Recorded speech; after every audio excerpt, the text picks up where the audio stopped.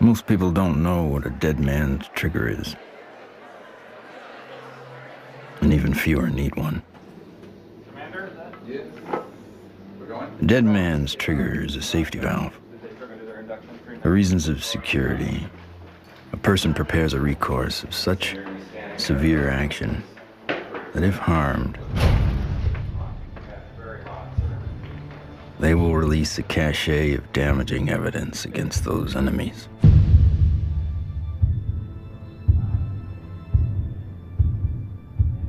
Given his situation, Dr. Stephen Greer is one of those rare men.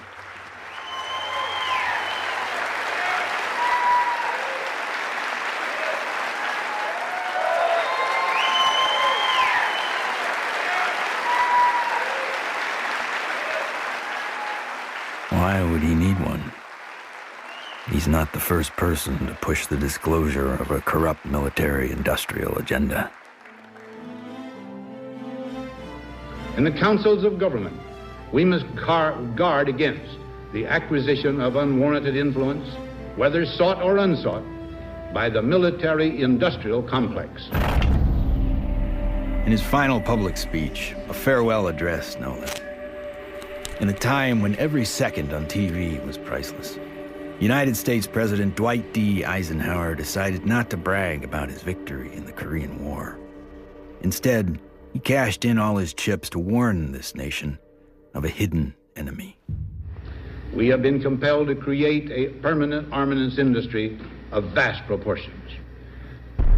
The total influence, economic, political, even spiritual, is felt in every city, every state house, every office of the federal government. We recognize the imperative need for this development, yet we must not fail to comprehend its grave implications. When I was with Lawrence Rockefeller at his ranch in 1993, he turned to me and he said, "The implications of this are so vast and so profound that no aspect of life on Earth will be unchanged by its disclosure." I said, "Yes, Lawrence, that's why it's been kept secret. It's not because it's trivial, it's because the implications are so profound." So there have been attempts to bring this information out for over 60 years. And here we sit in 2012 with the world still burning oil and gas and coal, when we have had technologies, sciences, and all the information we need to have had a completely new civilization. What Eisenhower warned us about over 60 years ago, according to Steve Greer, has long become truth in Washington, D.C. The most music, Q107, driving home with the Spearman. Hello, what are people all over D.C. saying about all this money we are giving? And why is Washington, D.C. booming? Because the rest of the country is sending their money here.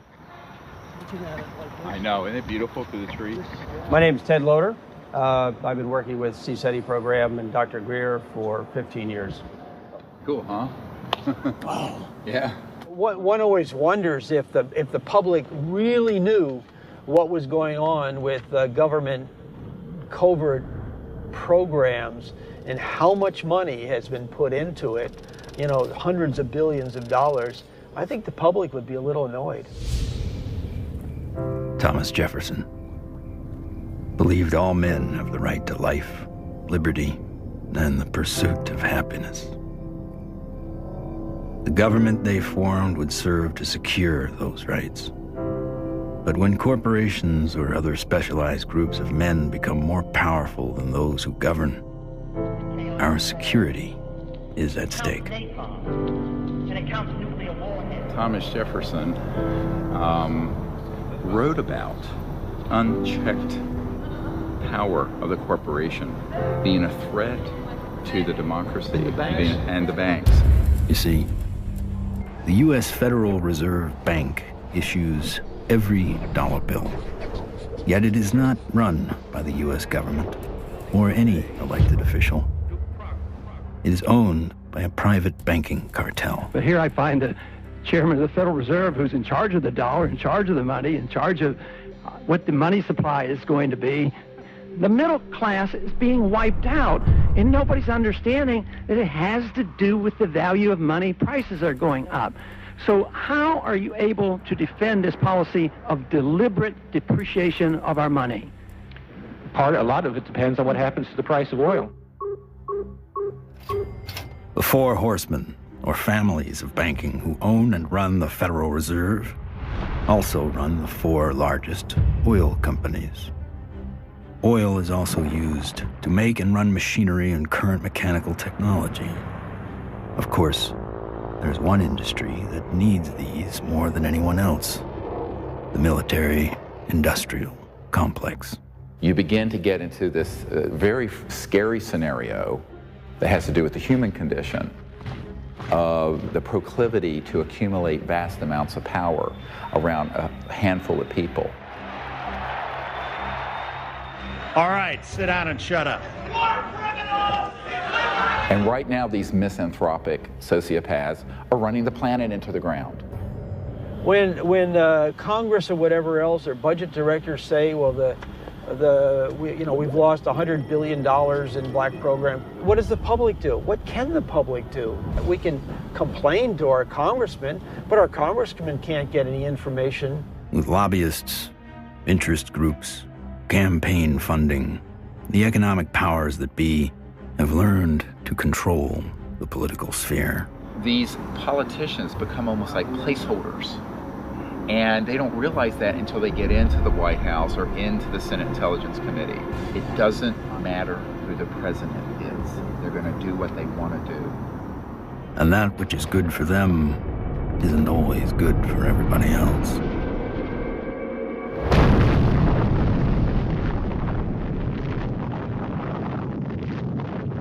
From 1945 to 1998, 2,053 nuclear bombs exploded on this planet.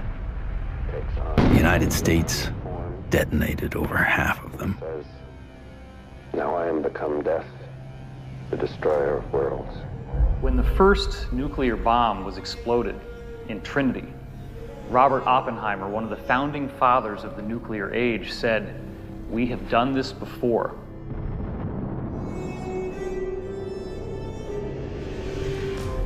It could have been that Oppenheimer was speaking about weapons described in the ancient Sanskrit texts like the Mahabharata, in which they refer to a bolt of iron charged with the light of 1,000 suns. This bolt of iron was hurled in anger and led to an explosive event which is very graphically described in this religious scripture, specifically showing all the key indications of radiation sickness and the various problems with nuclear weaponry that we've come to expect. When we started detonating thermonuclear weapons, atomic weapons, and developing these sort of destructive technologies, the civilizations that have been watching this planet for millennia said, oh my God, these people are going way off the reservation. They are now an existential threat to themselves, but also to other planets, potentially. All over the world, we see very conclusive evidence that ancient people were in contact with extraterrestrial life. The Japanese said that their civilization was given to them by a people they called the Dogu, who came from what they described as Anemono Torebune, which translates as bird boat universe, meaning flying boats from the universe. The ancient Sanskrit writings of India have elaborate descriptions of vimanas, or flying craft. These texts are thousands of years old. They predate any conception that we have of spacecraft or aircraft. But evidence is not just found in ancient texts. It is also captured in our ancestors' art, as if it was plainly obvious that ET vehicles appeared in ancient skies.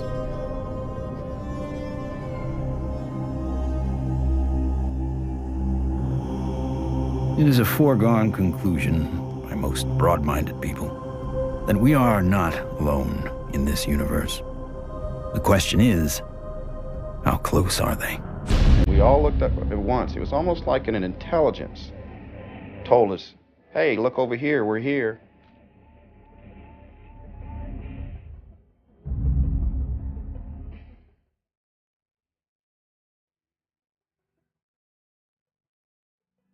I saw 3 red lights in a triangle almost directly overhead.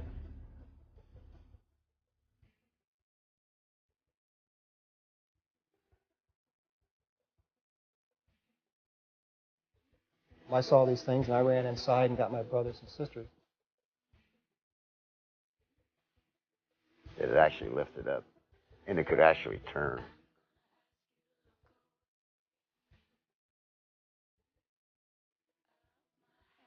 I wasn't one who believed that UFOs might exist. I was satisfied they exist. They estimated 100 yards from the left wing was this 100-foot disc.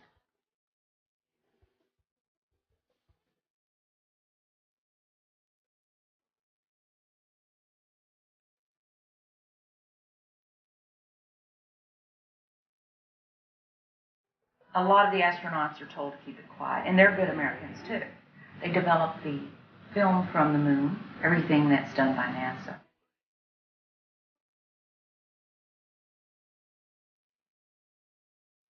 Ma che ce ne saranno ancora degli altri superiori. Oh!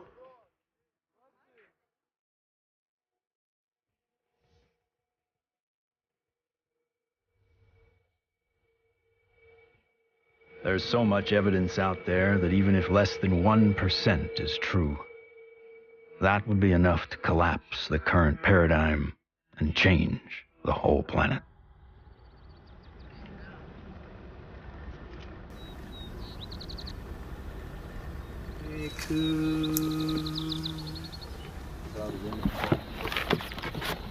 This is our signature tones that we broadcast over a small walkie-talkie. They were recorded in the crop circle. What happens is the extraterrestrials, they come into the area where we vector them in with the signature tones that we broadcast. Then it enables them to home in and get a real good fix on where the site is while we're setting up.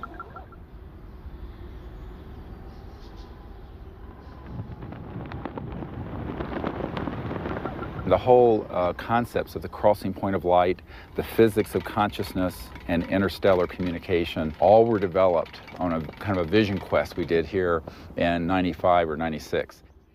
Astronomer J. Allen Hynek developed the scale to identify the types of human ET encounters. From his original 3 categories, a 4th, more controversial, has been added, CE4.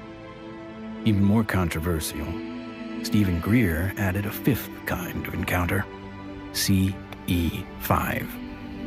Human-initiated contact. So, how is this done? Given Schrodinger's idea that the number of all minds in the universe is 1, in order to make this type of contact, a human could potentially access that single inner consciousness through intense meditation and then visualize his location down through the Milky Way to the planet Earth to wherever he sits under the stars. In theory, then, any extraterrestrial passing by would be able to hear the broadcast and know exactly where to go, if they choose to do so. It's interesting how many people have never been out in a place like this where they can see the whole Milky Way galaxy. Most people who come for a week, it alters their life. There's meditation techniques, there's remote viewing techniques, and once you start learning these processes and refining them, then you can make contact more quickly, more easily, and be more of an asset to the group. Checking to be sure that there's no source from anyone else, so that when we do start having electromagnetic signals through this, we know that it's a legitimate source. My name's Emery Smith. I've been with CSETI for approximately 3 years. Getting the baseline reading from us. My duties consist of a couple things. I am Dr. Greer's head security detail. I also am their photographer. I operate anywhere from 2 to 6 cameras at one time. Yeah, that's our craft. Goes over the mountains in this direction. Many of the craft that are coming in are transdimensional, and the way I understand it, not visible to the human eye. And that's where this new technology, night vision, that's where that's coming into play in. With the advent of new technology that's out there, it becomes easier and easier for us to capture these beings and these celestial objects on film. After you do the night vision, it has that green hue, of course. And after a while, when you get back to real life, you're thinking, why isn't everything green? This can't be reality. I want to show an early one from Gulf Breeze from 1992. We went down there, and one of the fun things that happened is that I had about 40, 50 people. Well, let's go out on the beach. And we didn't have good cameras then, but you'll get the feeling of how exciting it was, have all these people, and 1, and then 2, and then 3, and then 4 ET craft materialize right in the sky. There it goes. 1, 2, 3. And look, there's 4. There's 4. There's 4. We have a confirmed CE5. Holy damn hot shit. Hot dog. Thank you. All right. So the point, the point is, it's fun.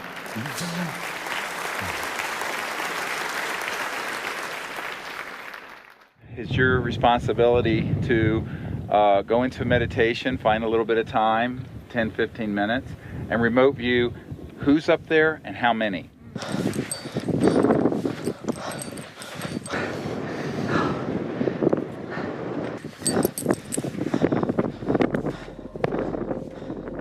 I can attest to the fact that real phenomenon happens here. I really feel that his CE5 protocols are based on a spiritual kind of positive contact, and I think that that is an excellent model for any kind of communication, whether it be on Earth, in the United Nations or wherever, but in this particular field it's with cosmic cultures. And we use consciousness, meditation, visualization, remote viewing, certain tones, and we do it in a group when we can, or even as individuals. It's just been this series of unbelievable events that are amplified by our meditation. It enforces this communication between us and the ETs, and it's so interactive. I could feel everything, I could hear all the sounds just right there. Perfect. And then this being the little larval one comes up, and we had this hug, and I shared the joy, and I'm like just thanking it for this experience. And let's do what we can to feel as if it would feel that this is perfectly normal and natural. Oh, sure. And that, this is...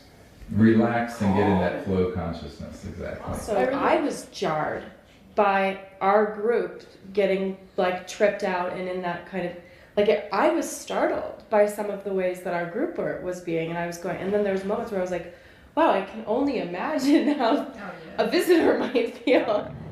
The ETs pick up on your intentions, and if you're really out there just to learn and really want to communicate with these extraterrestrials, well, it's going to happen. Avahanam Narayanam Padma Bhavam Vashishtam Shaktim Chatat Putra Parasharam Cha Yasam Shukam Golda Panam Mahantam Govinda Yogindra Matashashisham. And we ask these extraterrestrial civilizations to join us as they begin to learn of us, to help us, and to understand us, even as we endeavor to understand them and welcome them here to this beautiful planet. Namaste. Oh my God, another beautiful, stunning, absolutely stunning, not an aircraft.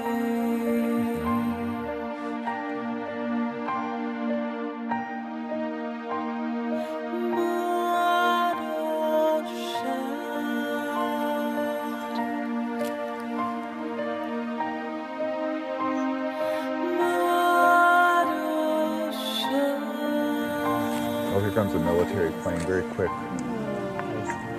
Yeah, there's a very fast military.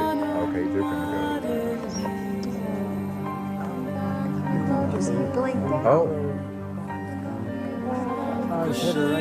It turned right to it. Yeah. Literally, my heart literally sunk when the jet, you know, got to where the craft had to phase out. Yeah. And like to feel all that love build, and then to feel that jet coming in, and it was like on a heart level, my heart literally sunk when the jet crossed the path where it had to take off.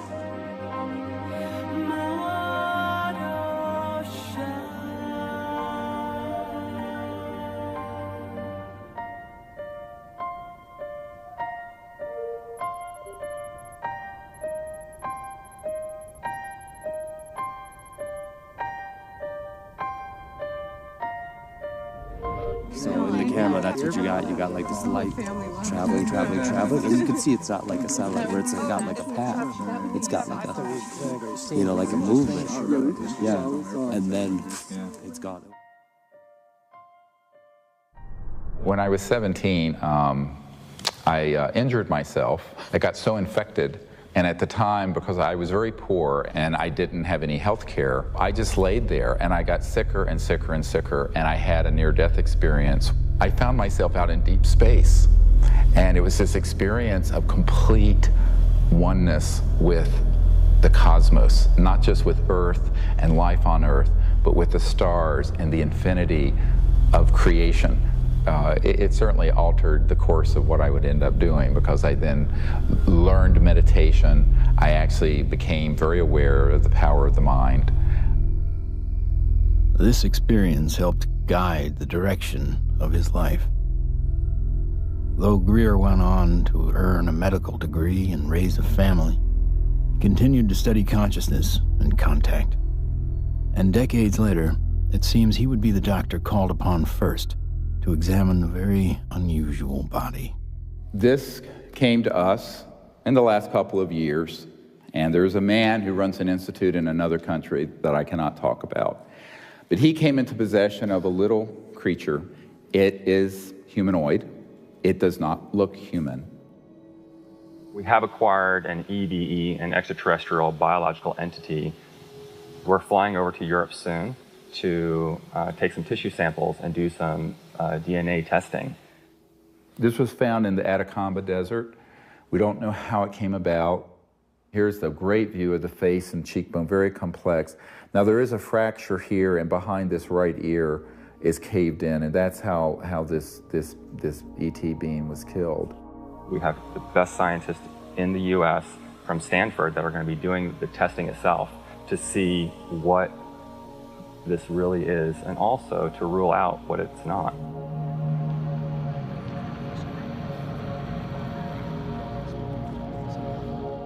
The initial reaction that I had is the same reaction that many of my colleagues here at Stanford and elsewhere have had when I've shown them, is that, wow, what is this? The question is important enough in at least two ways. The primary reason is that there's a lot of claims about specimens and claims about aliens. And of course, there's a lot of ridicule associated with that.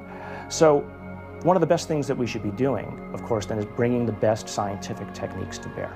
The techniques are available, the techniques are cheap, the answers are nearly absolute, so let's do it.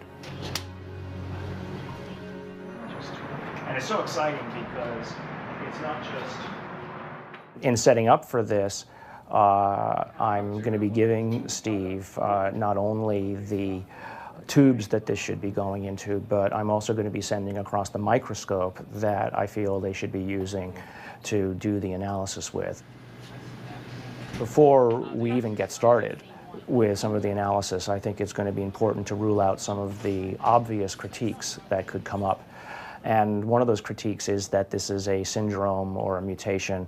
This is a bone dysplasia. And luckily, here at Stanford, we happen to have literally the world's expert, the man who wrote the book on bone dysplasias and syndromes, a gentleman by the name of Dr. Ralph Lachman, who has kindly agreed to look at the specimen, both the pictures as well as the CT scans and the x-rays, to help determine whether or not it's anything that he's ever seen before. I think that a dozen or even 15 years ago, answering the question of what is this would really not have been possible because the kinds of technologies were not available as are available today.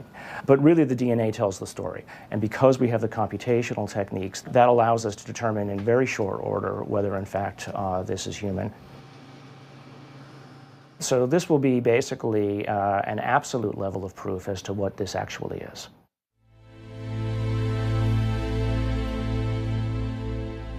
The problem is not proving that UFOs exist. It's when you begin to expose the energy and propulsion systems behind how they're getting here. You're talking about unveiling an entirely new science that would replace oil, gas, coal, nuclear power, public utilities. And this is the $600 trillion problem. So the patent office, after they fired me, I had to wait 6 years before I got rehired. Everybody at the office was avoiding the case. But when they finally did, the arbitrator wrote an 85-page report on how the media had caused my dismissal. So I only got a 30-day suspension out of the whole thing, which was taken out of the tiny little bit of 6-year back pay. So that was great. Yeah, it was. Yeah, it made it all worth it, so to speak, because that's how we were able to open the offices and stuff. It was very comfortable. No feeling of being shocked or anything else, just a good feeling, comfortable. What scientists need to do, and normal people need to do, is they need to look at the hardcore evidence, decide that, oh my gosh, ETs are real, and then get over that. And if that's the case, then you can start extrapolating, because they're getting here, which means they have solved the physics problem, if you will. That's an actual photograph that Mark Whitford took, a friend of mine. And you see the stars in the background. So this is a fixed camera. The craft was a triangular craft moving away from him, and all of a sudden it makes a right angle turn. Apparently it has what I would describe as inertial shielding. It's the only way something can make a right angle turn without having everybody killed inside of the craft. Though we experience inertial forces every day, their origins remain a mystery. However, there are theories that point to interactions between objects with mass and a quantum energy field. Inertia is due to the zero-point energy interaction. So you're interacting with a charged matrix, which is a zero-point field. If you try to change that, then you get a reaction force.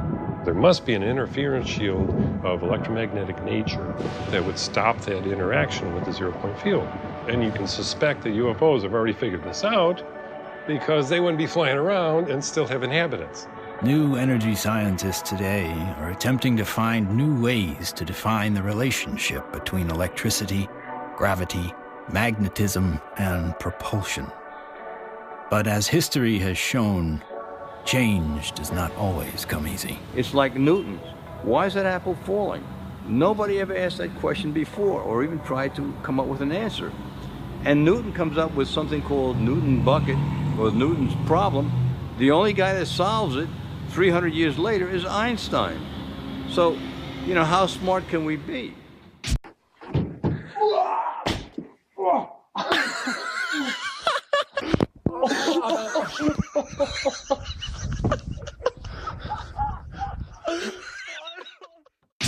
If you look at everything normal within the conventional wisdom, you're not going to learn anything new.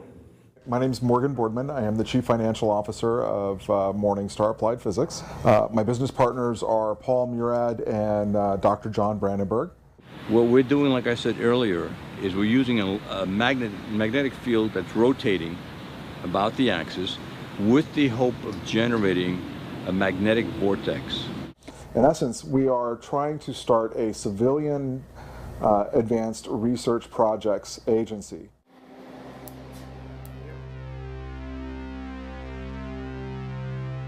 Okay, all right, so basically we have 4 options. Option 1 is a retarded potential.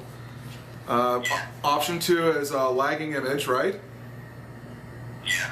Option 3 is pointing vector as a motive for propulsion, or how that may be what's happening, right? Yeah. And that's actually taking angular momentum and changing it into linear momentum if it's working the way we want it to, right? Yeah. Okay. And then the fourth one is that we are somehow either generating and or absorbing gravity waves. You got it. Do we accept Einstein's viewpoint that thou shalt not go faster than the speed of light? If you look at a black hole, the comment is the gravity is so strong that nothing leaves. But it does have something that leaves the black hole, and that is gravity. So does that imply that gravity moves faster than the speed of light? Could be. Gravity is another one of those seemingly self-evident forces that has raised a number of questions. How does it really work? How can we use it to our advantage? In the mid-1920s, T. Townsend Brown discovered that electric charge and gravitational mass are coupled, and that by building devices that harness these interactive forces, we could create advanced propulsion. At about the same time, Nikola Tesla and Thomas Edison won the Nobel Prize in physics, but both refused it. Tesla was at the end of a long career of inventing.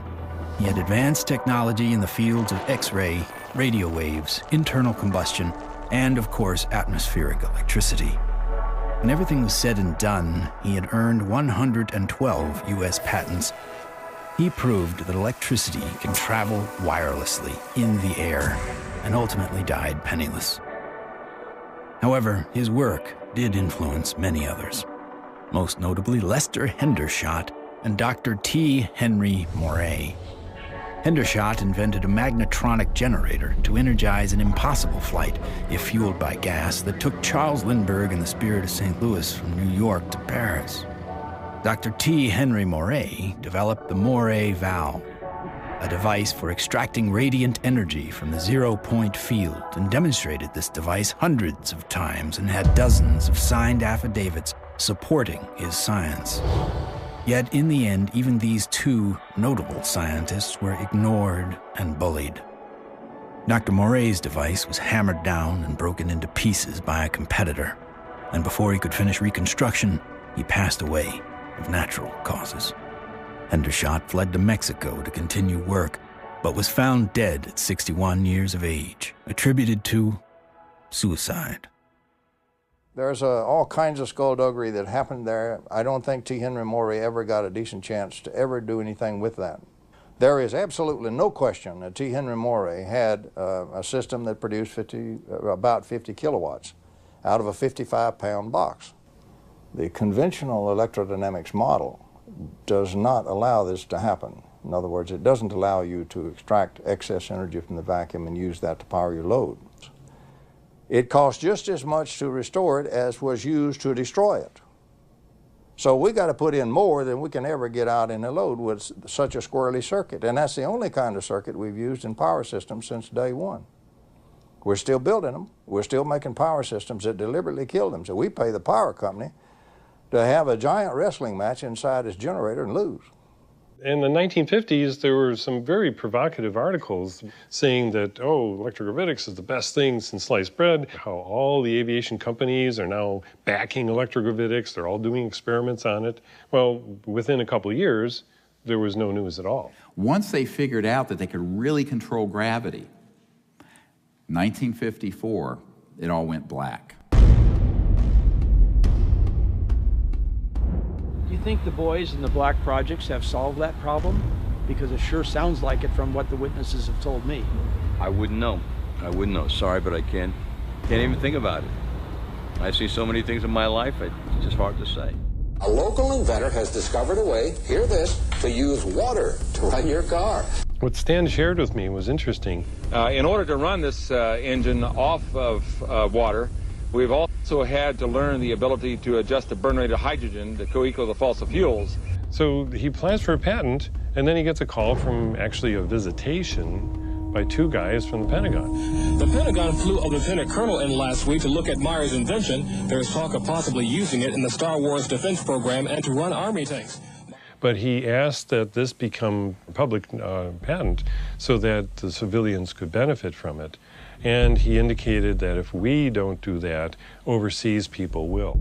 In 1996, Meyer was sued by his investors, who claimed the device was not revolutionary, despite verification of the unique voltage intensifier circuit by the U.S. Patent Office. Meyer was brought to trial, but key evidence was not allowed. His oral testimony was not even recorded due to an audio recorder malfunction, and the judge recessed early for vacation. Later, Meyer made an appeal but was denied. He was found guilty of fraud and ordered to repay his investors, putting an immediate dent on the idea of funding new technology. On March 20th, 1998, Stanley joined his brother and 2 NATO officials for a dinner meeting. Stan took a sip of cranberry juice, grabbed his neck, ran out of the restaurant, and fell to the ground, saying, "They poisoned me." He fell down after eating at a restaurant nearby where he lived, fell down the parking lot, said, "I've been poisoned," collapsed. And that's on the police report? Yeah. The police report confirms his words. The cause of death was written to be an aneurysm, though he left behind just enough materials for others to piece together his process. The full secrets of his device died with him.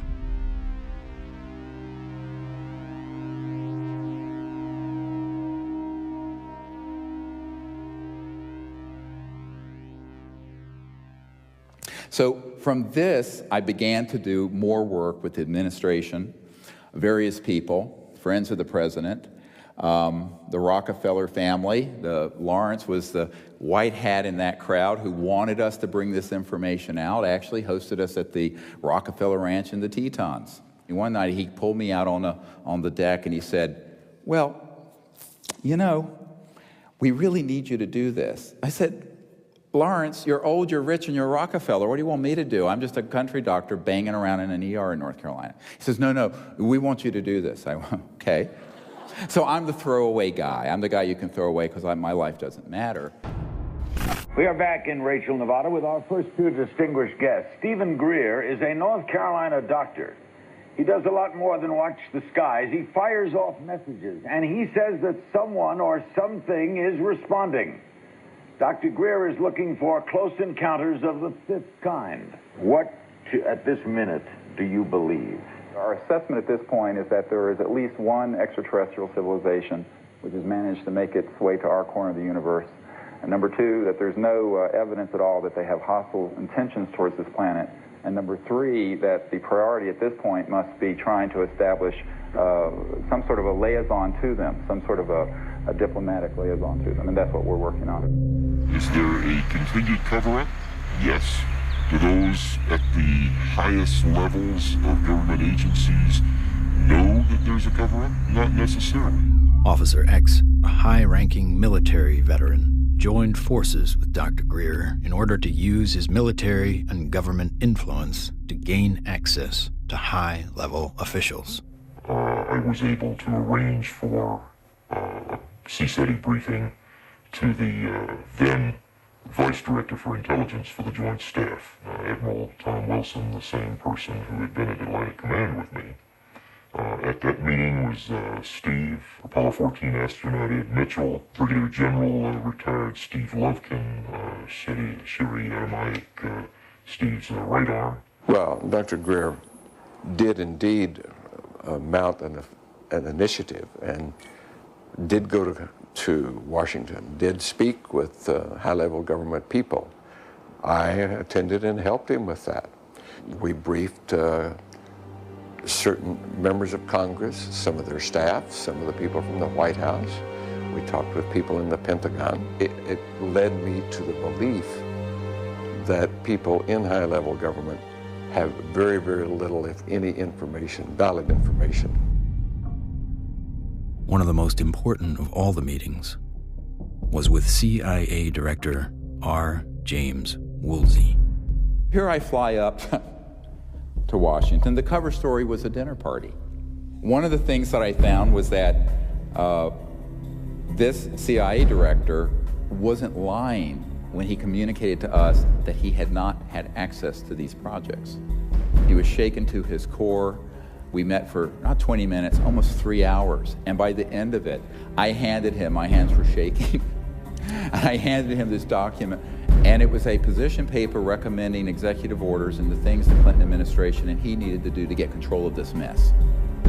And he looked at it, and he looked at me. He says, yes, he says, but how do we disclose that which we have no access to? And I almost wept. I went, what? Dr. Greer approached many D.C. officials in an attempt to gain an audience. One of the people who took him seriously was former CIA Director Bill Colby. If there's truth in it, there can be a danger in that situation. We've seen that happen in other cases. I said, you have to consider the possibility of some danger to not only your reputation, but to your person. I mean, people do react rather violently to some kinds of charges, or particularly if they're true.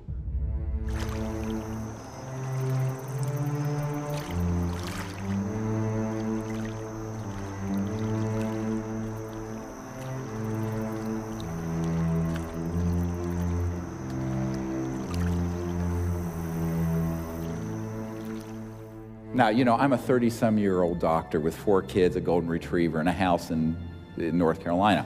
So I'm going, this is down the rabbit hole fast. But that is the situation, my friends, when you're dealing with secrecy that is criminal and illegal. In 1997, in an effort to push his message deeper into Congress and the White House, Greer headed to Phoenix to prepare a video with his best evidence to show in Washington, D.C. While he was in the editing room, the biggest UFO witnessed event in history was about to happen. On March 13th, 1997, when the Hale-Bopp comet was very clear in the northwest sky, thousands of people were outside trying to get a glimpse of it when they also caught a glimpse. These orbs, giant orbs, equidistant in a V formation of 1 mile to 2 mile wide in some very credible reports. And that's the particular area where these phenomena keep popping up from my vantage point. The Native Americans living in the basin between South Mountain and the Estrellas have told me that not only were they looking up at the Phoenix Lights during the mass sighting, but they've been looking up at them for centuries. I live in a community called Loop, northeast of Flagstaff, on the Navajo Indian Reservation. We'll have to go back in time one day before. We saw 6 to 7 lights that were circling along the horizon. The entire street came out. It was almost like a block party. Everybody turned off their lights, everybody sat in their front yards, and everybody watched this unusual light show. I squeezed down the best of what I found and finally came forward in 2004 with the Phoenix Lights, a skeptic's discovery that we are not alone. 10,000 people approximately witnessed this, one of the largest experiences of this sort ever recorded. The Phoenix Lights phenomenon didn't seem to be falsifiable in any way. It was being validated by most everybody that saw it. The ultimate, shall we say, insult was the governor of the state of Arizona, Fife Symington, finally calling a news conference saying that he has finally got the answer to the Phoenix Lights, and he introduces some staff member dressed up as a space alien. People got very angry because here is the top elected official of the state making fun of what I estimate to be close to probably 10,000 people saw this. Under the watchful eye of the public, Symington retracted his statement. If you had been here 10 years ago and standing out here and looking up there at the lights and the view, you would have been astounded. You would have been amazed. The so-called Phoenix Lights were seen by many people in 1997. Skeptics say they were military aircraft or flares, but not the former governor. It was probably some form of an alien spacecraft.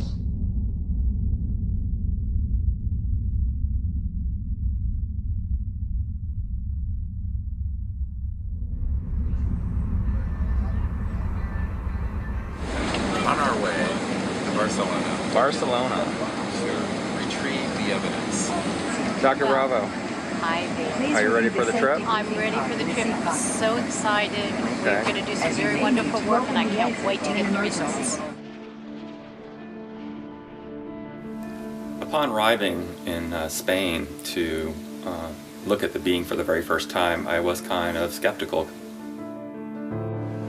It was definitely a game changer for my thought process to actually see it in person than to see it on film. The first thing we had to do was go to the radiology lab because we needed x-rays and CAT scans before we did anything. Porque esto es, ya se lo comenté que era un poco difícil de hacer. Es, The best we can get. Lo mejor que pueda pasar. Porque evidentemente no se puede manipular para nada. No.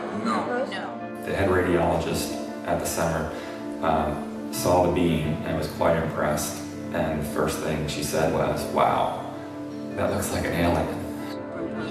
That's really okay. This is fabulous. This was pretty good for you. Yeah. Okay, that's good.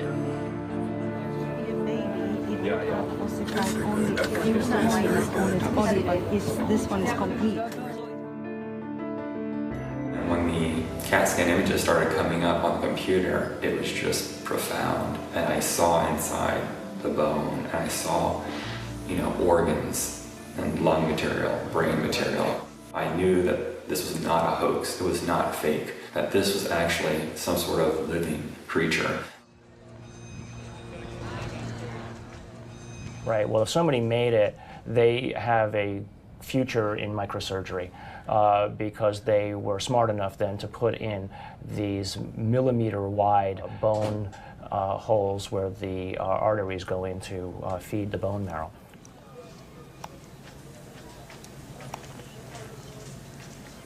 And so now the challenge is to prove what it is, right? My interest, frankly, is to disprove that it's anything unusual or anything paranormal. I would like to prove that this is human. I would like to prove that this is just an interesting mutation, but obviously if you leave your mind open, or I should say if you leave your mind closed to alternatives, you'll never see what those alternatives might actually be. In every situation with scientists, your reputation's at stake. I have every expectation that even doing this is going to lead to some ribbing from some of my colleagues, right? But I think that that's perfectly acceptable because at the end of the day, who's going to validate these things? If someone isn't willing to step forward and do it right, then you're going to have it sitting out there forever, hanging in limbo, right? I mean, if you let other people and their opinions stop you from believing what you know to be true, then all you're doing is stopping the possibility of progress. Anytime anybody tries to study this subject seriously, we're subject to ridicule. I'm a full professor at a relatively major university, and I'm certain that my colleagues at the university laugh at me and hoot and holler behind my back when they hear that I have an interest in studying unidentified flying objects. There's really a subtle kind of suppression at play here. You don't worry about what the CEO of Enron thinks about what you say. You worry about what your friends think. You worry about what your parents would think if you posted whatever you care about on Facebook or something. We take the risk to appear to be a crackpot. There may be people who are going to be threatened by that for any number of reasons. My feeling was that I was involved in a lot of strange activities, so I tried to say to myself, let's not look at this with too much exposure and mention it because there's a question of credibility. This should be the subject of rigorous scientific investigation and not the subject of rubbishing by tabloid newspapers. MUFON is the Mutual UFO Network, and it was founded in 1969 by Walt Andrus. And our mission statement is the scientific study of UFOs for the benefit of humanity. MUFON is the world's largest UFO investigative organization. We have approximately 3,000 members worldwide. Approximately 500 of those have their PhDs. These are people who really would like to delve deep into the UFO phenomenon and try to figure out not only what it is, but how it's happening. Armed with what he thought was some of the best available evidence, including the Phoenix Lights, Steve Greer organized a Project Starlight briefing before several Congress, Pentagon, and White House staff members. Things seem to be on track for disclosure. Of the device and the internal, all of it, with a lot of detail, and this is a cutaway. This was done and escaped government control, whereas the Bentwaters case took 20-some years in England. So this is in our possession and not the Ministry of Defense. So, where it would never be found. Where it'd be going to a black hole. Right? Yeah. But then, the bad news came. Sherry Adamiak, Steve's partner and longtime friend, along with Steve and another team member, were all suddenly diagnosed with a malignant cancer. I've had these experiences since I was a child or a young man, but to articulate them so other people understand them, I need someone with capacity to hear it. She was that person. I mean, it's been... You can't resolve things. It's been very hard for me. Oh, yeah, you know, I know. Get up I know every it has day, been. you know, but...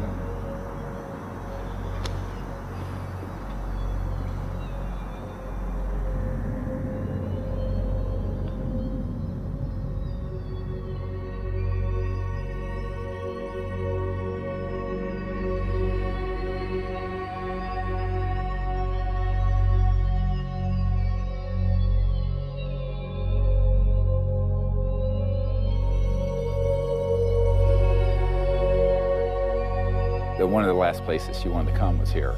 So she asked that her ashes be placed on the land. So we put her ashes around that tree.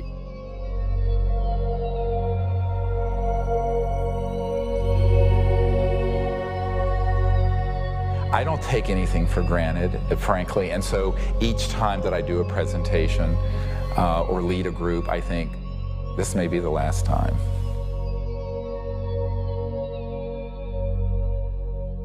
The thing that has kept me going the most is not any external thing, but the experience of that near-death experience where I know that there's an aspect of us that doesn't die. That is why I can go mano a mano with these elements and not be afraid. I shouldn't say be afraid, not stand down. Everyone has fear. I've certainly had my fears. But it gives you an anchor so that you can go forward.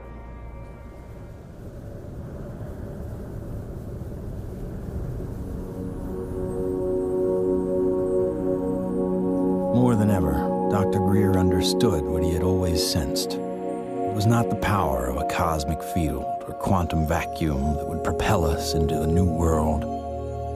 It was the mind. This really is the opening to an entirely new science of consciousness. You can maybe think of consciousness as a television set. On the TV screen, you see pictures and sounds and so forth. And if you tried to find out where that was coming from and you looked inside the television, you're not going to find it. It's not there. The signal is in the radio waves around it, invisible to us, that's being interpreted by the television as pictures and sounds. So this is very much like the state of how we understand the mind and consciousness. Dr. John at Princeton proved that putting your awareness on a device that was a random number generator would affect it. So you have this random number generator and it's producing 50-50 ones and zeros. And then you introduce a person into the picture and you tell them, try to affect it with their mind. Think more ones or more zeros. You measure that, and sure enough what they found was that there are more ones or more zeros being produced that correlate to that person's intention. So we can see effects being produced forwards and backwards in time, which is really strange. Distance doesn't seem to matter as much. You can get the same strength of effects if you're right in front of the REG or if you're on the other side of the planet. Consciousness is a non-local field, and it isn't limited to your brain waves and body. Dr. John once had the opportunity to ask the Dalai Lama if he thought the random number generators themselves were conscious. And the Dalai Lama thought about it, and his reply was that if you think they're conscious, then they're conscious. Just like consciousness can have positive effects on the zeitgeist or ether, It can also work the other way. Unfortunately, when you start to deal with inventors who have anomalous results that seem to be over unity, paranoia seems to accompany that process. And John Searle's famous for having a circular magnetic device that has both energy and propulsion built into one unit. And the electric company felt that this guy was stealing money, took him to court, went to jail, his house caught fire, and all of his property and all of his designs burned. The concept of freedom, this sort of idea of people having the liberty to pursue happiness and to pursue abundance, this has been completely, in a sense, turned upside down. We actually reprinted a report on the military involvement of the Department of Energy. And it's so extensive, it's the major operation that goes on there. There have been over 5,000 patents that have been sequestered by the national security state, taken out of the public domain. Many of them deal with energy technologies. It's a policy that the military seems to feel is necessary for national security. However, at this point, we often wonder, 50 years after World War II and the Cold War, whether such sequestering is necessary. Suppression of new technology would be an obvious plague on the idea and strength of a free market system. Yet, it still seems to happen right in front of our eyes. And this is a huge controversy, one of the largest, maybe most intense controversies in the history of science. There's nothing worse, I found, than suggesting to academic physicists in particular, and academics in general, that they are not only wrong, but disastrously wrong, catastrophically wrong.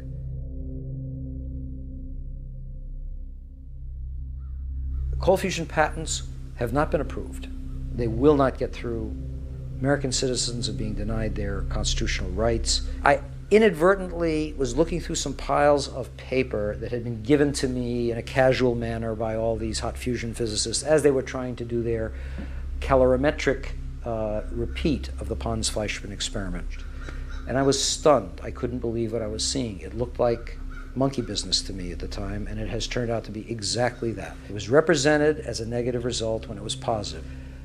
And that data is scientific fraud, as far as I'm concerned. It's been referred to legal authorities in the government.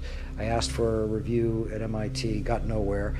If this type of manipulation had occurred in any legitimate research area, such as cancer research, AIDS research, global warming research, anything that's accepted as reasonable to be researching, the people would lose their jobs, they wouldn't be in science. And yet, these people today, their data is used today, to year 2000, and all before, to reject patents.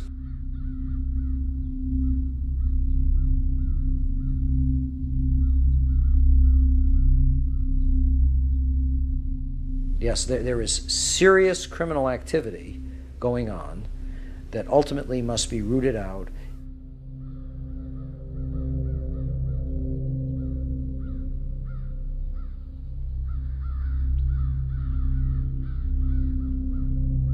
It became very clear to me that, you kind of had a tiger by the tail here, and that this was serious. For a moment, Dr. Greer considered shutting everything down. He had been threatened and swindled far too many times. Sherry was gone. He had no office, no staff, no money. Back in 1998, I was given information by a friend that Dr. Greer was having a conference. Literally the month that Sherry Adamek passed away, within 30 days, I have this scheduled event. So I went to the conference and learned some things and listened. And so she just on a lark came, and she's an emergency doctor like I am. And what really grabbed my attention was he was getting all this information from military witnesses. That was in 1998. By 2000, when we were planning and storyboarding and working the whole disclosure project event out and pulling together all these hundreds of witnesses, we didn't really have the funding to do it. But she got so supportive and involved that she lived very modestly and took all of her excess income and donated it. And I want to acknowledge some amazing people that are here. Dr. Jan Bravo, without whom we would not have the Disclosure Project. But it's not just the funding she's provided, it's the moral support and the encouragement and the friendship. And so she's just become a very key person. And, you know, it's sort of metaphysical and odd that literally the month that Sherry Adamek passed away, within 30 days, I have this scheduled event. Not alone anymore. With the support of a loyal team, Dr. Greer grew his witness list from a couple dozen to over 200. And see that little... The little dot right there, that dot don't belong there.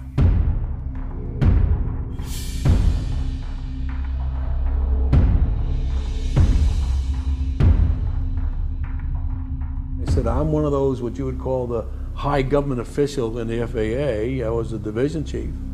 There was only 3 or 4 down from the admiral.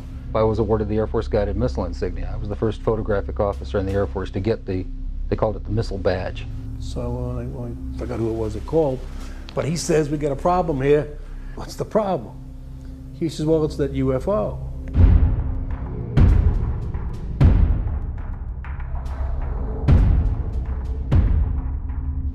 We weren't launching real nuclear weapons, we were launching dummy warheads. They were the exact size, shape, and dimension and weight, and we were looking down southwest, and the missile popped up through the fog. It was just beautiful. And I hollered, there it is. And our guys on our M45 tracking mount with 180-inch lenses on it got it. We sent the film back down to Vandenberg. The Japanese airline, 747, was coming from the northwest, going across the Alaskan territory. He called and asked the controller if the controller had any traffic at his altitude.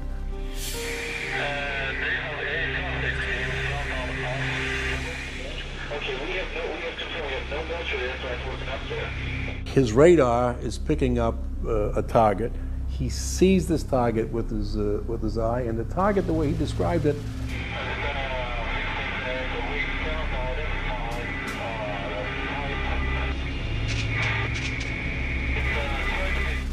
a huge ball with lights running around it, and I think he said it was like 4 times as big as a 747. I was called into Major Mansman's office at the 1st Strategic Aerospace Division headquarters. And Major Mansman said, watch this. There was the launch from a day or 2 before it at Big Sur. We watched that stage burn out, we watched the 2nd stage burn out, we watched the 3rd stage burn out, and it's going like this. And into the frame came something else. It flew into the frame like this, and it shot a beam of light at the warhead, fires another beam of light, goes around like this, we're going like this, fires another beam of light, goes down like this, fires another beam of light, and then flies out the way it came in. And the warhead tumbles out of space. They brought in 3 people from the FBI, 3 people from the CIA, and 3 people from Reagan's scientific study team, and I don't know who the rest of the people were. When they got done, they actually swore all these other guys into that this never took place. Who said that? Who was saying? This was one of the guys from the CIA. Now I saw that. I don't give a goddamn what anybody else says about it. I saw that on film. Phil Klass can kiss my ass. He wasn't there. I was. He said this is the first time they ever had 30 minutes of radar data on a UFO. He said, you are never to speak of this again. As far as you're concerned, this never happened. So I said, yes, sir, and walked out, and that was the last I talked about it for 18 years.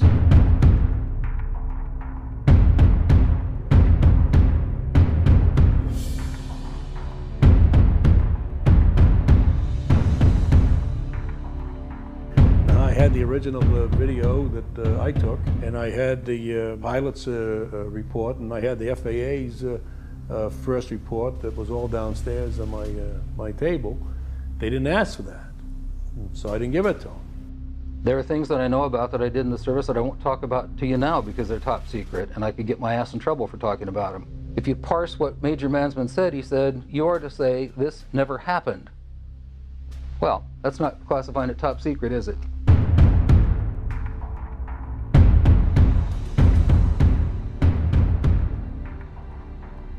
And I was a part of a United States Air Force cover-up for 18 years. But who do you tell that you were involved in a UFO incident without them looking at you like you ain't wrapped too tight?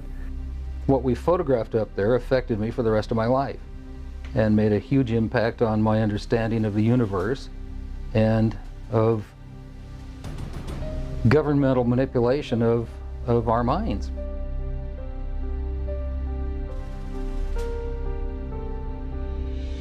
Now, with the witnesses on his side, Dr. Greer had the firepower to attack Washington again.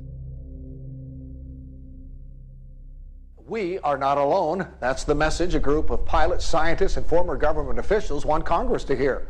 21 members of that group already have testified in Washington for what's known as the Disclosure Project. And we had all volunteers who organized that whole event. And there was no paid staff. So when people look at that whole period, we didn't have an office, a secretary, and one paid staff person. But we did it. Dr. Stephen Greer heads up the Disclosure Project, a group that compiles information from people who say they've encountered extraterrestrial forms of life. 20 years ago, in 1980, I was a security specialist assigned to RAF Bentwaters. Objects made incursions over our WSA, fired pencil-thin beams of light into them, and adversely affected the ordnance, possibly. There were bodies that were involved with some of these crashes, also some were alive. What do members plan to do with their information?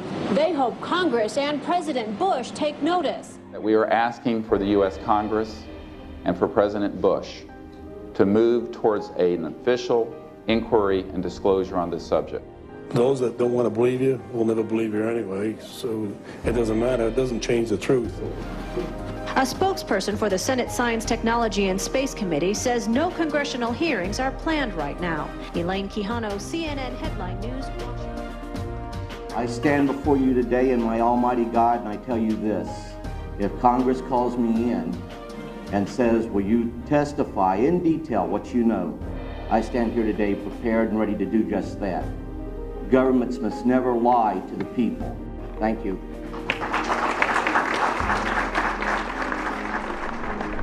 The number of people Dr. Greer had managed to get behind him was monumental. In a perfect world, an event of this proportion, with that amount of coverage, would have been enough to start a legitimate movement. But of course, we hardly live in a perfect world.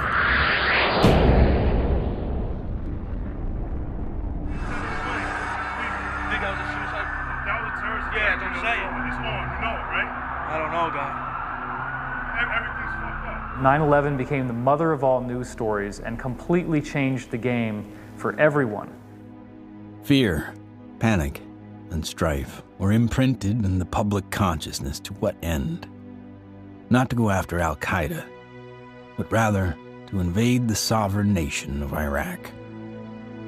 Given such a drastically overt misstep on the part of a U.S. government led by an oil family, the question on some people's minds is whether or not this disaster was exploited, or worse, engineered. The Gulf of Tonkin in the Vietnam War, Chiang Kai-shek in the Korean War. False flag operations are nothing new. However, according to some, the ultimate card to play might be yet to come. How do you grow the trillion-dollar military-industrial complex that Eisenhower warned about into a $2 or $3 trillion program? You got to have a bigger enemy out there. Von Braun's purpose in life during the last years of his life, his dying years, was to educate the public and decision makers about space-based weapons. First, the Russians were the enemy against whom we're going to build space-based weapons. Then terrorists would be identified, and that was soon to follow. In 1977, I was at a meeting in Fairchild Industries, and in that room were a lot of charts on the walls with enemies, identified enemies, names that people had never heard of, names like Saddam Hussein and Gaddafi. But we were talking then about terrorists, the potential terrorists. No one had ever talked about this before. And they continued the conversation about how they were going to antagonize these enemies, and that at some point there was going to be a war in the Gulf. According to these theorists, after the military-industrial complex had its war against terrorism, the next enemy that Dr. von Braun identified on Earth would be third world country fanatics. But with no more enemies left, the people would soon be taught to look to space. The next enemy was asteroids.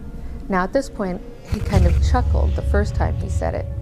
Asteroids, against asteroids, we're going to build space-based weapons. So it was funny then. And the funniest one of all was against what he called aliens, extraterrestrials. That would be the final card. And over and over and over, during the 4 years that I knew him and was giving his speeches for him, he would bring up that last card. And remember, Carol, all of it is a lie. 99% of all the information out in the public on this subject is well-crafted disinformation designed to scare people to support the next phase in global warfare. And this kind of corruption is why the only things that are being made on this subject are things that redound to paranoia and fear in the military-industrial complex. I occasionally think how quickly our differences worldwide would vanish if we were facing an alien threat from outside this world. I don't think we're moving forward if we trade, factional and ideological war from one ethnic or religious or economic system into an interplanetary conflict, because that's A, not survivable, and B, would be even worse in terms of galvanizing the world around a military structure. That has been the central organizing principle of our society for a few thousand years, actually. It is hard to concretely prove that 9/11 was a false flag attack because the people behind it are so good at covering their tracks, especially with the compliance of mainstream media. If you had trillions of dollars, you'd be pretty good at it too. The adversary is closer to home. It's the Pentagon bureaucracy. According to some estimates, we cannot track $2.3 trillion in transactions. $2.3 trillion in transactions. According to the Comptroller General of the United States, there are serious financial management problems at the Pentagon. Fiscal year 1999, 2.3 trillion missing. Fiscal year 2000, 1.1 trillion missing. And DOD is the #1 reason why the government can't balance its checkbook. I would like for you to respond to the questions that I've put to you today. I've forgotten what the second question was.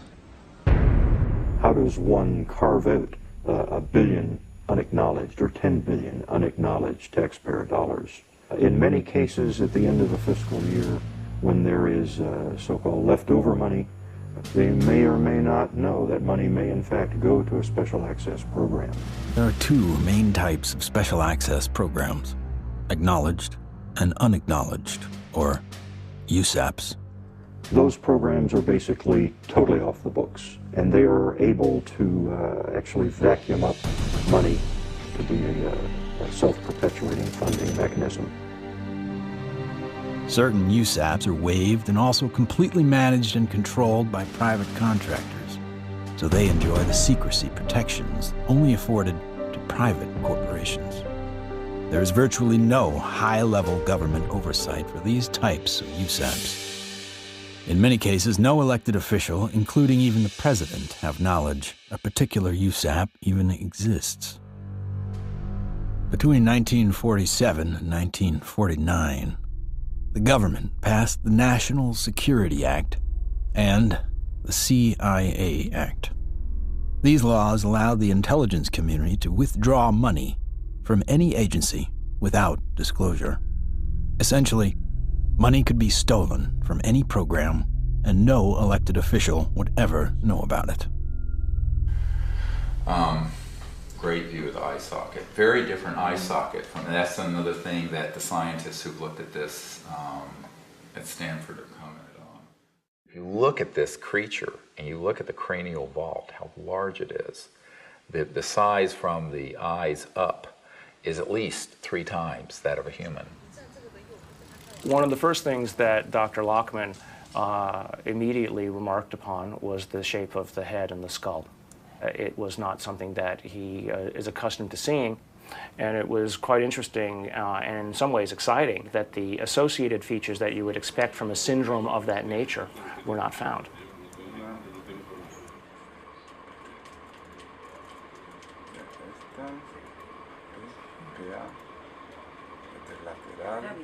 This specimen does not fall under any known, to me, class of disorders or syndromes. In many respects, the proportions of the spine and extremities are normal. The major abnormalities appear to be 1, the size of the specimen, mid-face hypoplasia and underdevelopment of the jaw, and that the specimen has only 10 ribs. Humans normally have 12, rarely 11. One of the most remarkable aspects of this is when we came down to study the actual bone density. One of the features of fetuses that specialists looks at is the so-called growth plates of the epiphyseal joint, say, of the knees. The shock, I think, and the surprise was, and the absolute certainty that Dr. Lockman had was that this specimen is between the age of 6 to 8 years old. The shock was that this specimen was clearly not fetal. How do you explain how something 6 inches tall survived to any length of time that would allow for it to survive 100 or 1,000 years ago?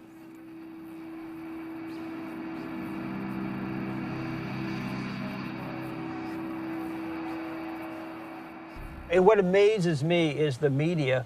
Well, they're so compromised on this, they don't dare do anything but follow the company line on it. The company line being a series of lies. This is a document talking about the current program at the CIA. And it says that the PAO, Public Affairs Office, has relationships with reporters from every underlying major wire service, newspaper, news weekly, and television network in the nation. In many instances, we have persuaded reporters to postpone, change, hold, or even scrap stories that could have adversely affected national security. Now, what's the purpose of this? The CIA has no mandate for anything domestic. The FBI is domestic. What the hell is this? Where are we now? We are in a bread and circus. This is a phrase used to describe the creation of public approval, not through excellent public policy, but rather through diversion and distraction. No, I'm not doing that. I'm sorry. You are driving me nuts. That's ridiculous. Keep people fat, keep them happy, keep them diverted, and keep them entertained with drivel and shock and nonsense. That's, unfortunately, the sort of thing that has taken the place of news and information. So that what we're seeing today is a world in which perception is being managed by as little as 5 major media corporations who collectively control magazines, newspapers, corporate news websites, television stations, movies, documentaries. Who are these people? Who could be behind the curtain? Who could possibly be controlling us so effectively? A shadowy government with its own Air Force, its own Navy, its own fundraising mechanism, and the ability to pursue its own ideas of the national interest, free from all checks and balances, and free from the law itself. Majestic 12 is real. Notorious MJ-12, which is no longer called MJ-12. I'm trying to find out the new name. Basically, it's an oversight group intermingled with the National Security Council and the National Security Planning Group.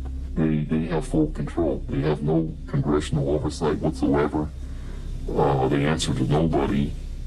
whatever activity is going on, to the extent that it is a clandestine group, a quasi-government group, a quasi-private group, it is without any type, as far as I can tell, of high-level government oversight.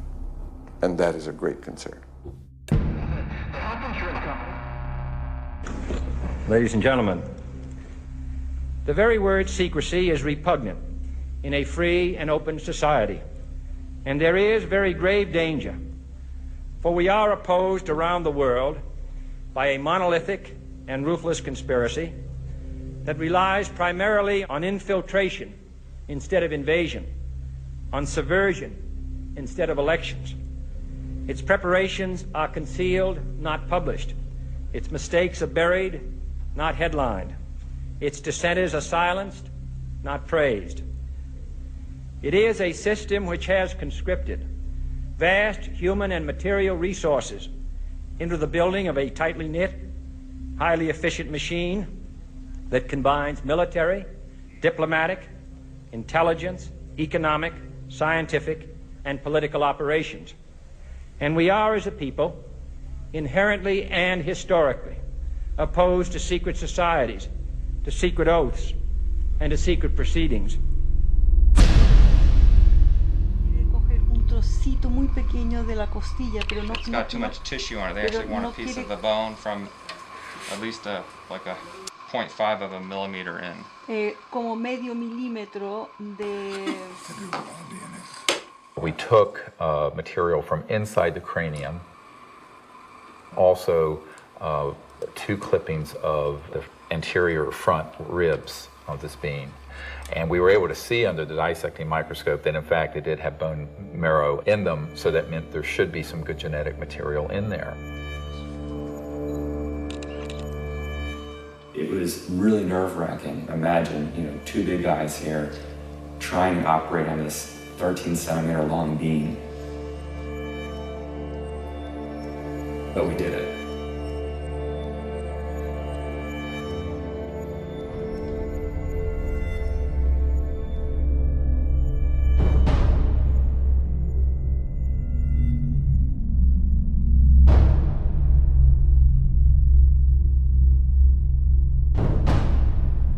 The DNA analysis is being done by some of the world's best, but even the world's best need to be cross-checked, which is why I'm doing the 3 different facilities.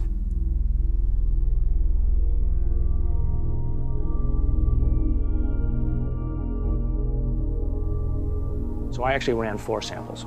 I ran a sample of my own blood. It was a very small amount, just 100 microliters. I ran 2 blanks, things that just had water in them, because that would be essentially a contamination control.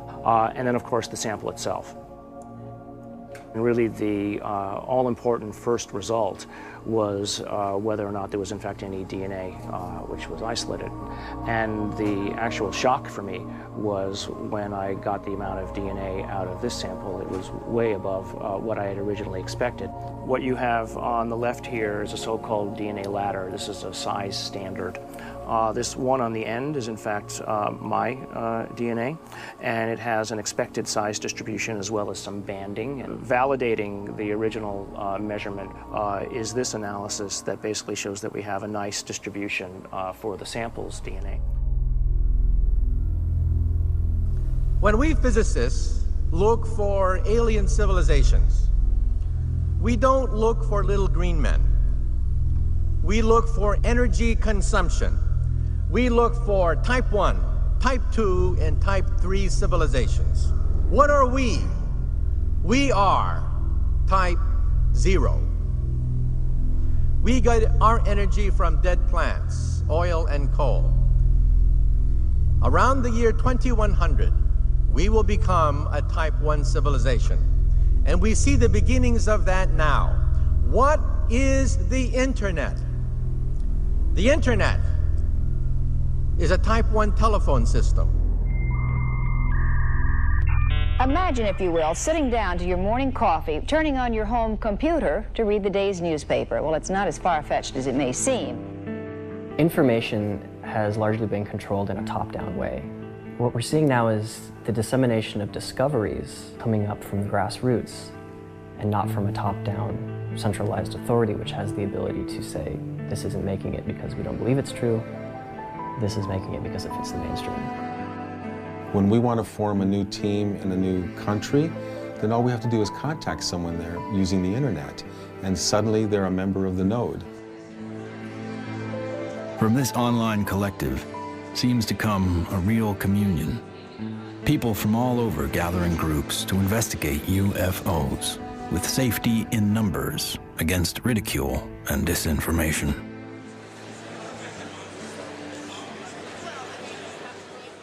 What we found in the past is we had a lot of anecdotal stories, but we didn't have a whole lot of data. With the advent of computers, personal computers, and the internet, we've been able to collect the data and analyze it through some 200 plus data points to allow us to be able to compare cases and to see exactly what's happening and what the trends are. Nick Pope is our guest. He made this information public. He's also the former head of the Ministry of Defense's UFO project. So if anybody knows, we think it's you, Nick. The Ministry of Defense is in the process of declassifying and releasing its entire archive of UFO files going back decades. It's interesting and worth pointing out that while the British government is releasing their files and their documents, President Obama, who promised to do the same during the campaign, he still has not. 15 years. 15 years, that's spring. My God. But I figured that, you know, after the disclosure project, we'd get this information out and we could go on with life. How do we keep battering the ram at this door? Where do we find the strength to keep going forward? When you think that you're the only person that has the knowledge, you become marginalized. Steve was instrumental in bringing together a large group who had been involved in this subject and who for the first time realized that they were not alone in trying to come forward on the subject.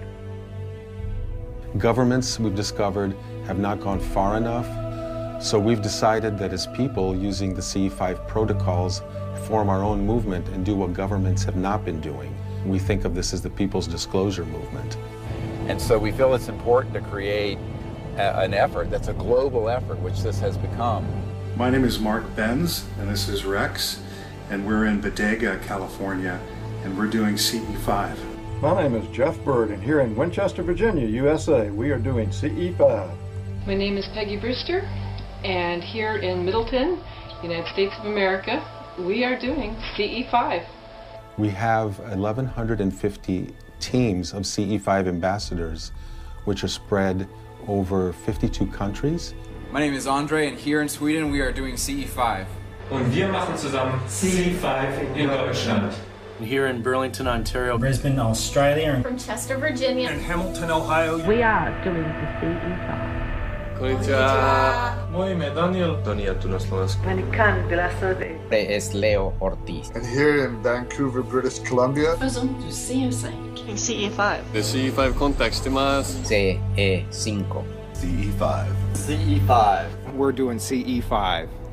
And the reason I think that's so important is that it not only builds the knowledge base, but it also further potentiates this concept of pioneering a new pattern of peaceful contact. And that is something that no other group, large group on Earth is doing. Certainly isn't being done by the State Department and the Senate Foreign Relations Committee. It seems to be it only takes one person to make contact. But hundreds of voices worldwide is a call that can't be missed. And likewise with innovation, the more heads in the game, the more likely we are to find a solution.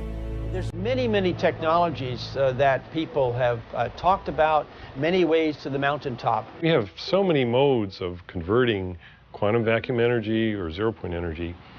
Some people think they know how to do it. Okay, fine. But if you do it theoretically, that's one thing.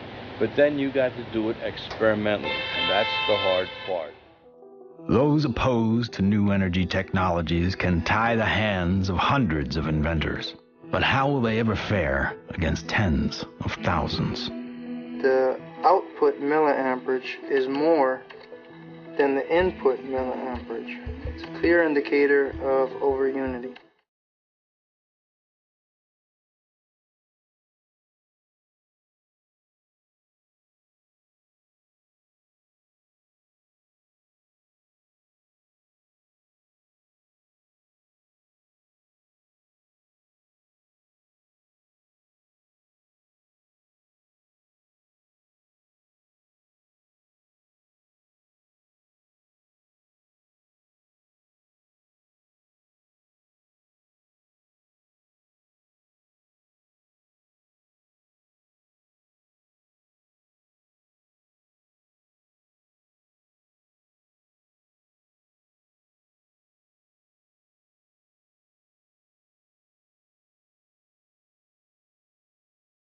When you oscillate or vibrate magnetic fields, there's an effect in the gravity field.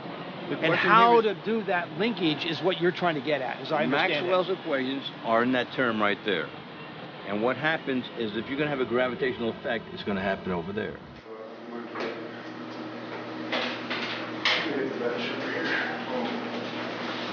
Josh, if you got call too. This channel here represents revolutions per minute. These are representing weight that we're measuring on the load cells.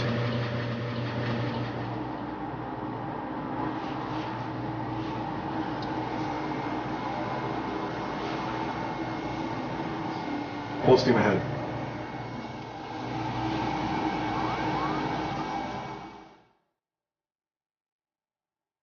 When we look at our data, we lost 7% of weight. If we move this thing and it loses weight, I must be generating gravity waves. Though the device maintains its shape and size in terms of dimension, it is losing mass. That's a possibility. If it is losing mass, then certainly it would also be affecting time in a very localized manner. By looking at new technology, you could break through new commercial aspects to improve our society. We should be looking for a disruptive breakthrough in this technology within the next 10 years. We're on the brink of developing any number of potential propulsion systems which can take us out of the solar system. I think we're going to beat NASA to the mark. So I graduated from the UCLA School of Engineering in 1976. I got a flyer from the School of Engineering inviting me to a lecture by Ben Rich. Ben Rich was the director of Lockheed's Skunk Works for 16 years. He oversaw a number of USAPs that were secretly managed at the Skunk Works, including, most notably, the development of the F-117 stealth fighter. Ben shared a slide set of about 40 slides of different things, starting with the U-2 spy plane, going all the way up to the stealth fighter at that time, mentioning that he couldn't talk about the other secret stuff. But when he ended his talk, he had a slide of a black disc zipping off into outer space. And he ended his talk with these words: "We now have the technology to take ET home." So you have to have vision, and you have to have the guts and the courage to go out past the steps and do something of any value, and we have to go past our grasp. And we asked him questions about it. What did you mean when you said we have the technology to take ET home? Ben shared three major things that I think are worthy of research by researchers worldwide at this point in time. The first was we've somehow figured out how to do interstellar travel already. It's known. The second point he made was that there was an error in the equations. My suspicion is it's probably Maxwell's equations for electromagnetic theory. The third thing he said was, how does ESP work? And I was really kind of startled because I didn't know what to say. But I blurted out, I don't know, all points in time and space are connected. And he looked me back in the eye and he said, that's how it works.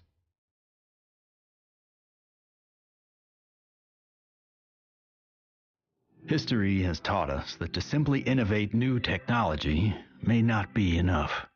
We have to find a way to get past the suppression.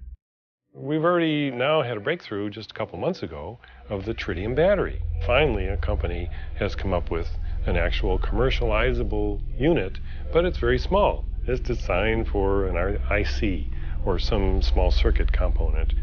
So this is a good sign, because it shows the way to introduce a free energy device is to introduce a small version of it. If you have a revolutionary energy device, it has to be introduced in a way that doesn't look like it's a revolution.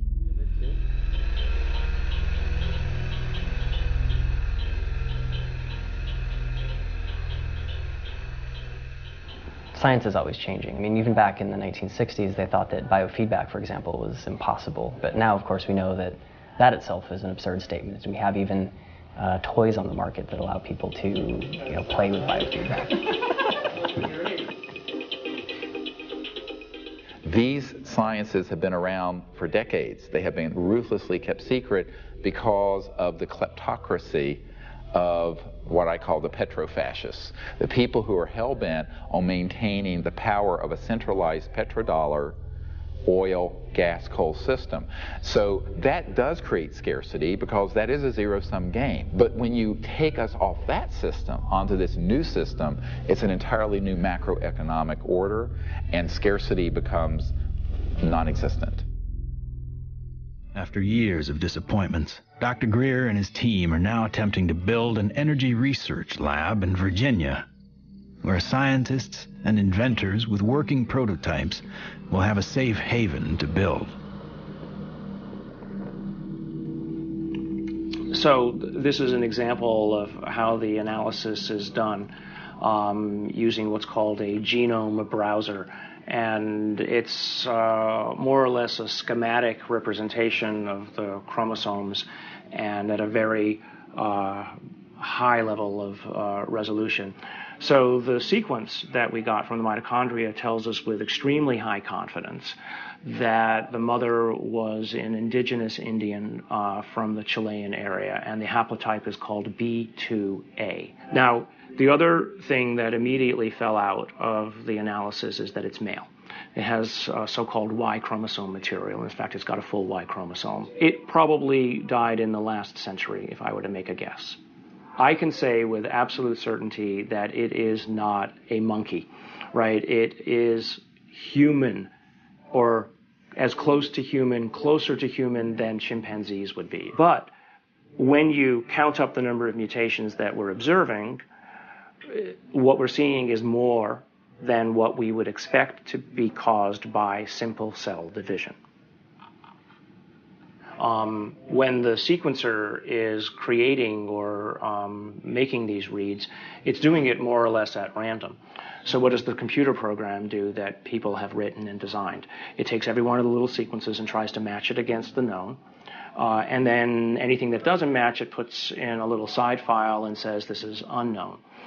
At a certain point, when enough knowns are matched, I can feel comfortable saying, this is human, right? But if I'm not careful and I don't pay attention to what's in the garbage can, right, what the computer program is throwing away, I could literally be throwing the baby out with the bathwater. What we've done is we've scaled back and we're seeing several chromosomes and pieces of chromosomes across the top, which basically leaves us with a very strange conundrum, right? Here you've got this 6-inch tall, let's call it human, right, because the DNA says that so far it's human, at least the way that we're looking at it. This gene, PCNT, which is known to be associated with primordial dwarfism, we don't have any mutations here. It lived to the age of 6 to 8.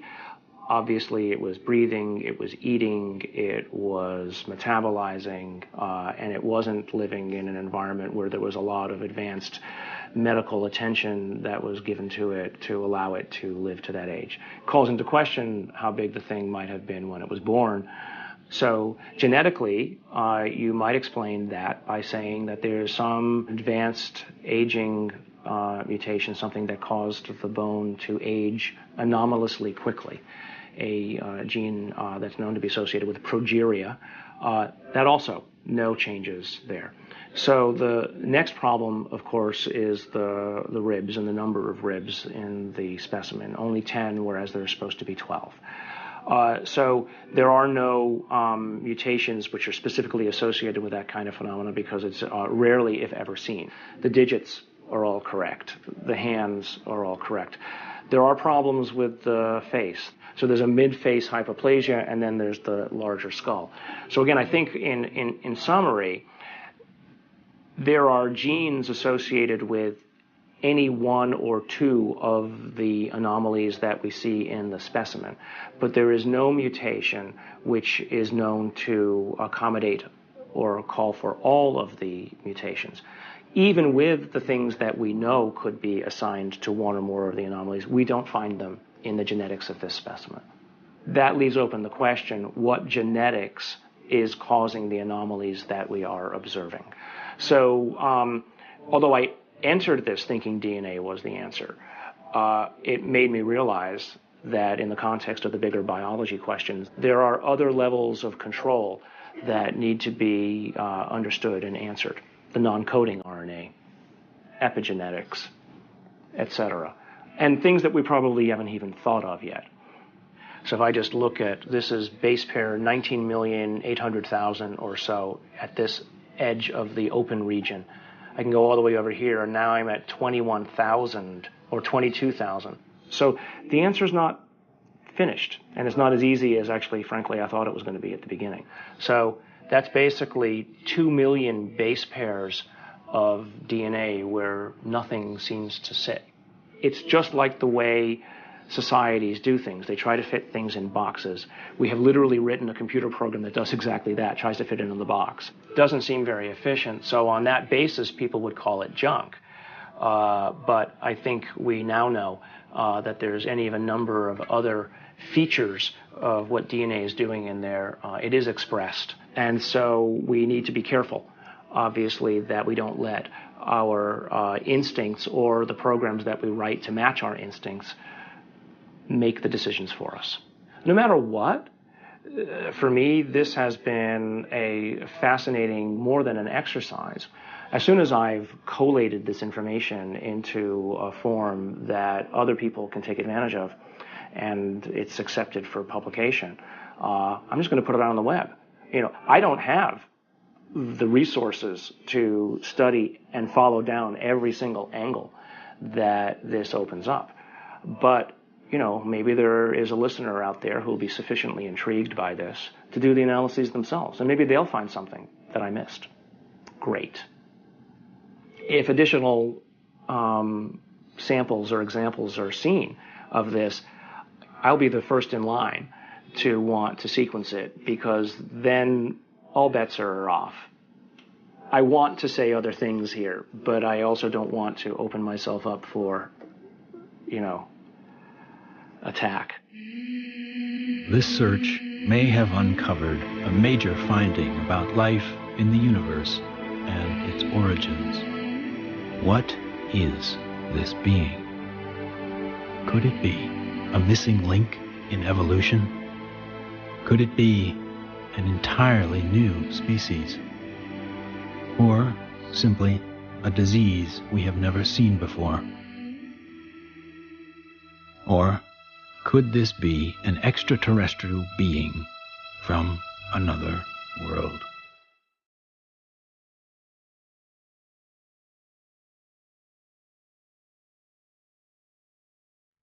Whatever the case may be, this challenges the boundaries of human scientific knowledge. Dr. Gary Nolan has set a new precedent for scientific investigation and rigor in the realm of the seemingly impossible.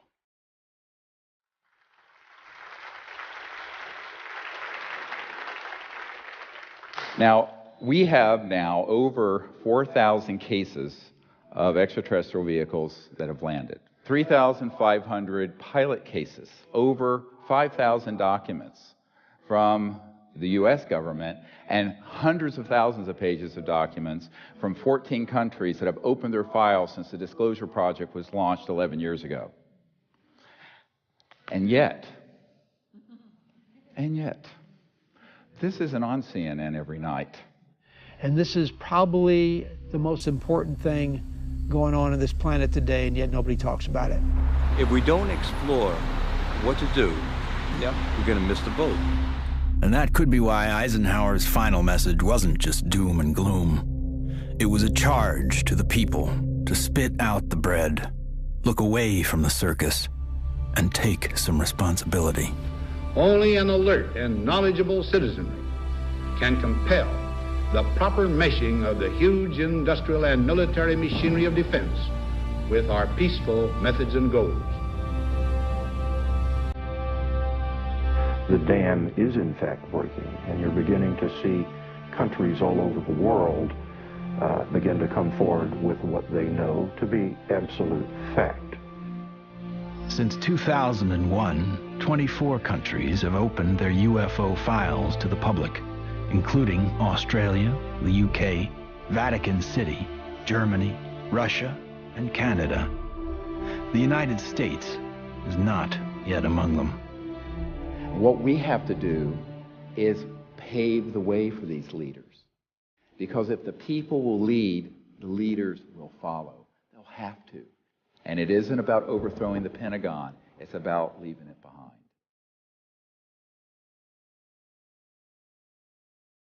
My goal when I started this was to make this so that I wasn't important at all in it, that there would be enough people that they go on without me. And that way, it doesn't matter if I drop dead. The future is here already. The technologies are here. Contact is happening.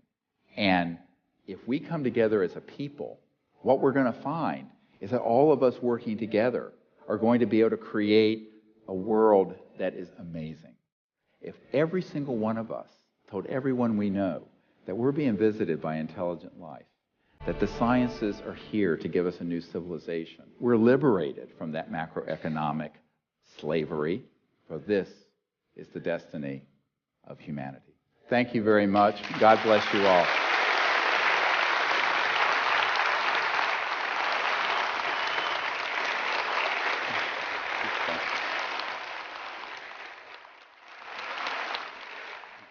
Thank you.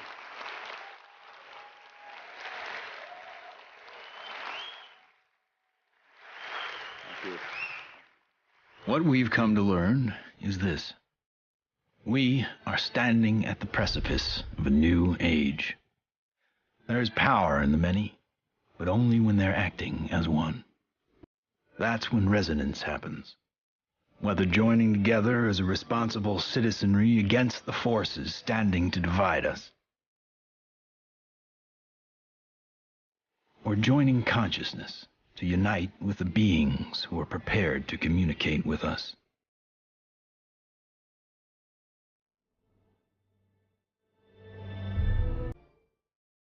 In order to succeed in this endeavor called life, we must come together as one.